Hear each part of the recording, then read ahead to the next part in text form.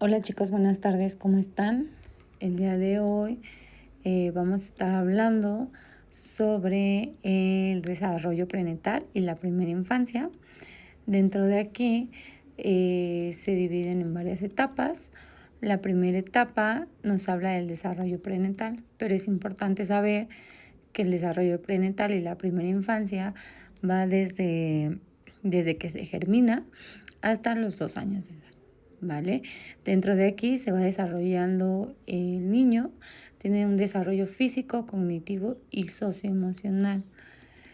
Dentro de esta etapa empezamos con la etapa que es la etapa prenatal, que va de la semana 1 a la semana 2, donde el óvulo fertiliza y desciende por las trompas de falopio y se implanta en el útero.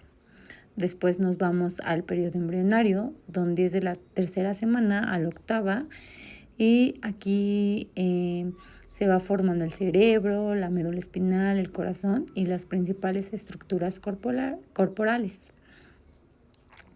Posteriormente nos vamos a la etapa fetal, que es de la 9 a la 40. Normalmente, pues en este periodo ya es cuando la mamá da a luz. Aquí el bebé comienza a desarrollar todos los sentidos, como el oído, el gusto, y responde a estímulos de la voz, la luz, el estado emocional de la madre. Como pueden ver, les puse una imagen que es como la evolución de todo el feto. Aquí es donde va desde la semana germinal hasta la semana 40, donde el feto ya está bien desarrollado, ¿va? De aquí nos vamos a la primera infancia, que es de los 0 a los 2 años, donde el periodo de crecimiento acelerado se refleja ya en el bebé. Aquí en este se desarrolla en 3, que es el desarrollo físico-motor, donde el cerebro alcanza aproximadamente el 80% de su tamaño adulto. Aquí los bebés dominan el control de la cabeza, luego logran sentarse, gatear y evolutivamente van a caminar. Después nos vamos al desarrollo cognitivo, donde los bebés aprenden a través de los sentidos y las manipulaciones de los objetos. Aquí esta es una etapa sensorial, donde desarrollan la permanencia del objeto, o sea, saben cómo las cosas, o sea, empiezan a saber que las cosas existen, aunque no las vean. Aquí comienzan a balbucear y a emitir sus primeras palabras. Por ejemplo, mamá, papá, palabras que son muy repetitivas. En este caso, por eso es que los bebés empiezan a decir sus primeras palabras normalmente es papá, mamá, tata. Y de aquí nos vamos al desarrollo socioemocional, donde empieza la creación de un apego seguro a sus cuidadores, a sus papás, hacia un objeto. Estas emociones el bebé las va creando, va explorando el mundo, va regulando sus emociones y desarrolla futuras relaciones interpersonales. Esto quiere decir que se va desarrollando con más gente. En este caso yo les puse una imagen donde ustedes pueden observar cómo el bebé ya empieza a interactuar, cómo empieza a conocer objetos. De aquí nos vamos al desarrollo físico y psicomotor. Ese es un proceso cognitivo dinámico mediante el cual las personas adquieren habilidades cognitivas, motoras. Aquí se divide en la motricidad gruesa, donde el bebé empieza a tener movimientos.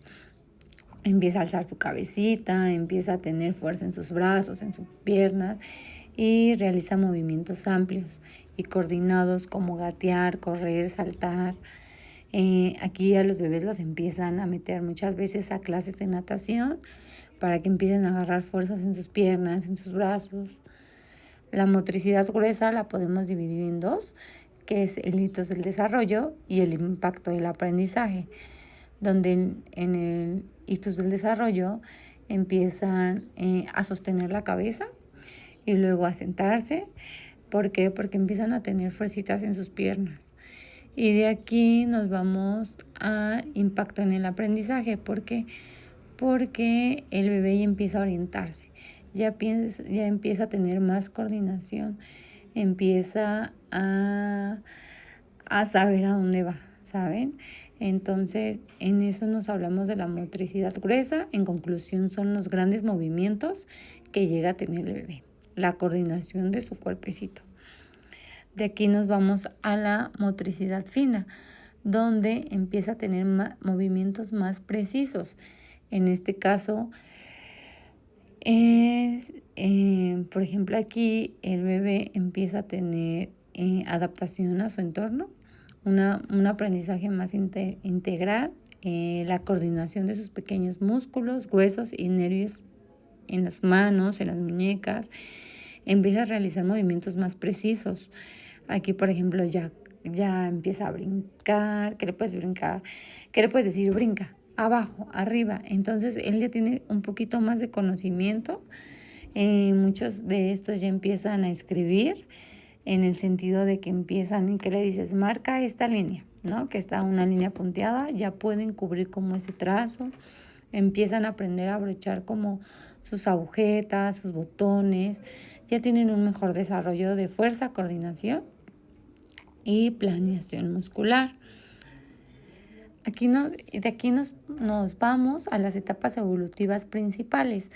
Aquí ya cada niño ya tiene su propio ritmo y el desarrollo que sigue.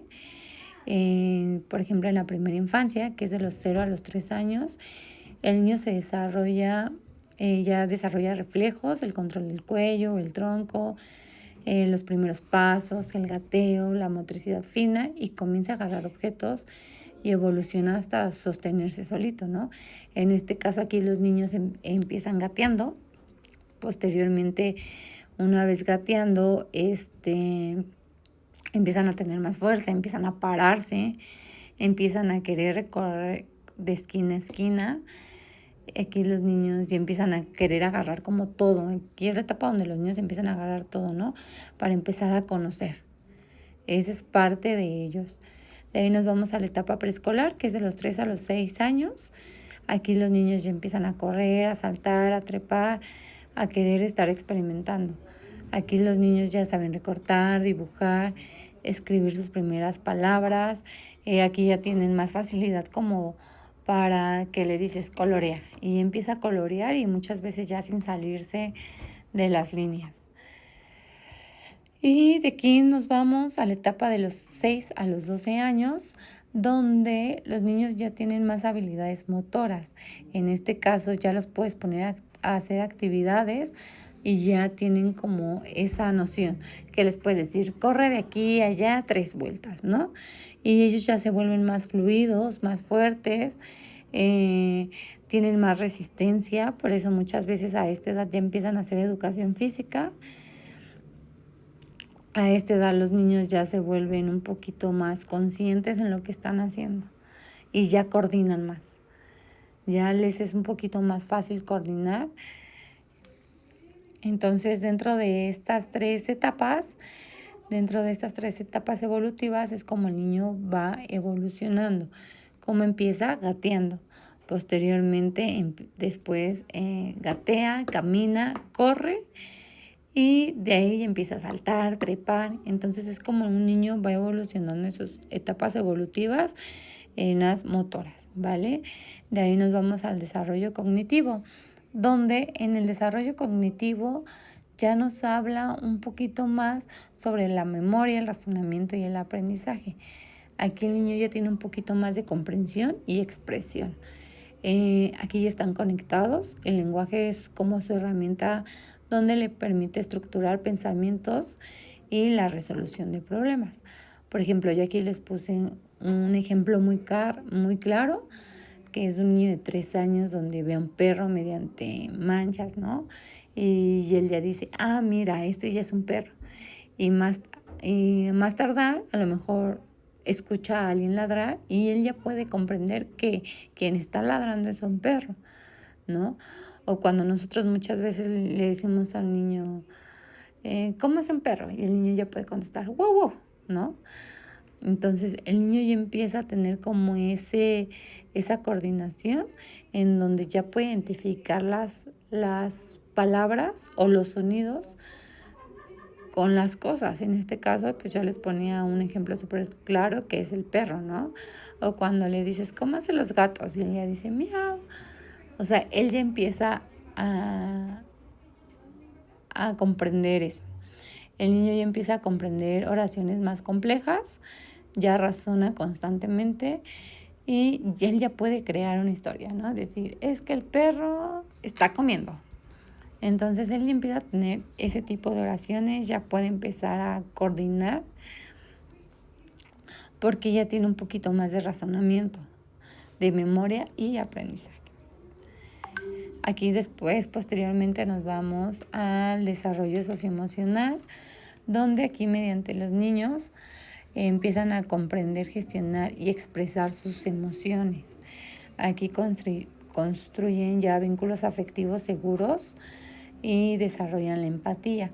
Aquí una de las primeras etapas del desarrollo emocional es cómo los niños van madurando, ¿no? Por ejemplo, en la primera infancia, de los 0 a los 3 años, los niños sientan las bases del vínculo, donde empiezan con el apego.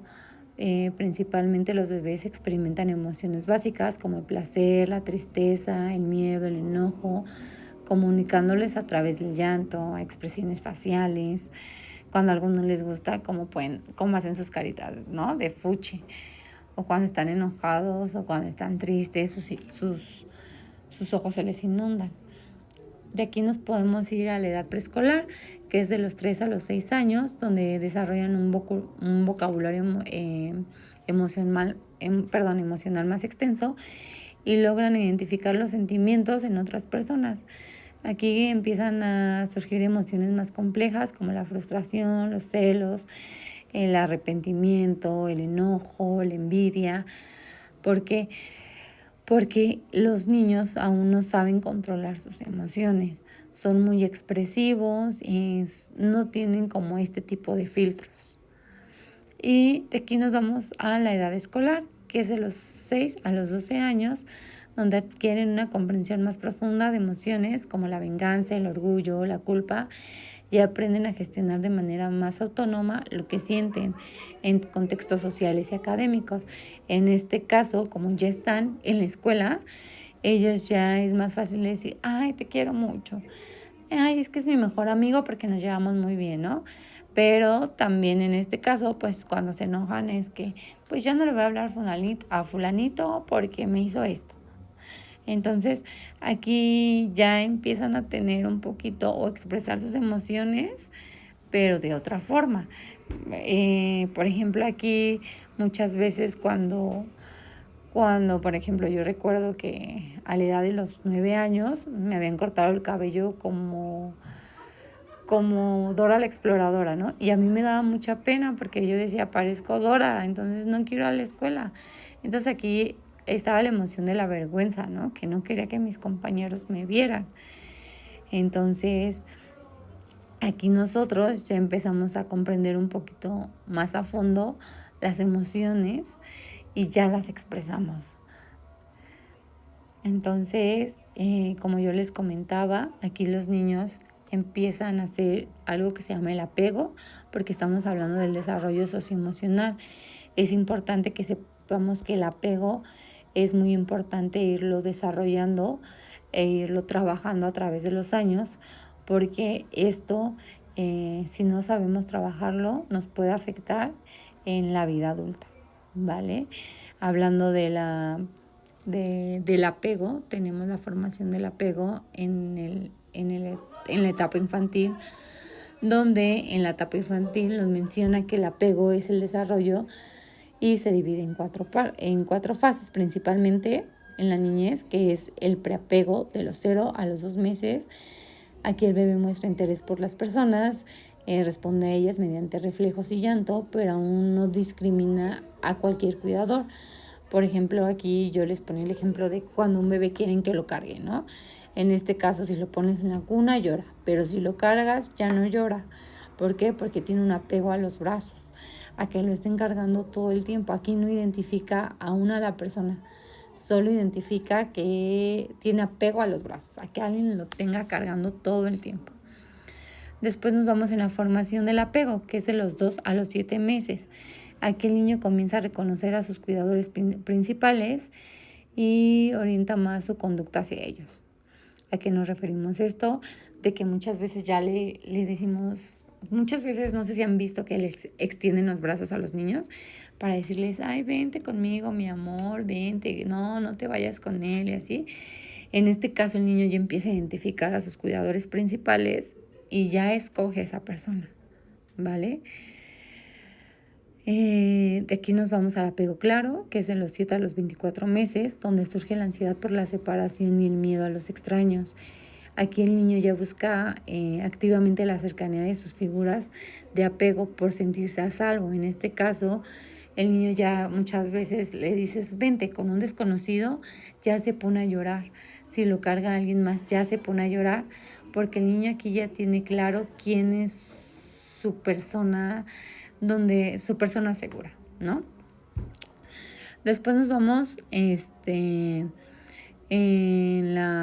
después de esto vamos en una formación de una relación donde 24 meses más adelante el niño comprende las ideas de sus cuidadores y es capaz de anticipar su regreso. En este caso, ¿a qué se refiere?